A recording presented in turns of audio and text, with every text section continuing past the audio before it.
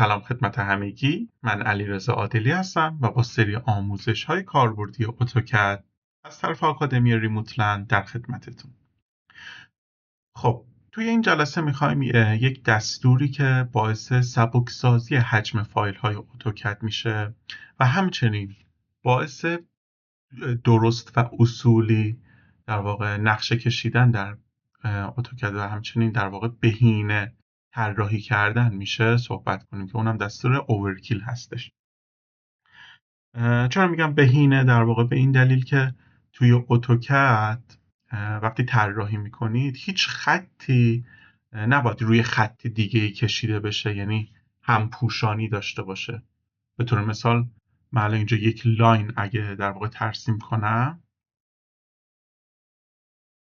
اگه بیام یک لاین دیگه روی این در واقع حالا تا وسطش اجرا کنم، ببینید این خط روی خط قبلی افتاده و این غلطه، درست نیستش. همچنین که باعث افزایش حجم خب میشه در واقع یک پلان بزرگ رو شما اگه در نظر بگیرید، ممکنه خیلی جاها این روی هم افتادن خطوط تکرار شده باشه و باعث بالا رفتن حجم فایل ها شده باشه. برای اینکه این در واقع روی هم افتادن خطوط از بین بره و در واقع یک نقشه تمیز و درست داشته باشیم، یک دستوری وجود داره به نام دستور اوورکیل. همینجا الان ببینید این خط روی این در واقع شیء من افتاده. من کنترل Z رو میزنم که قرار بگیره. کافیه که فقط از دستور OV اینتر استفاده کنیم.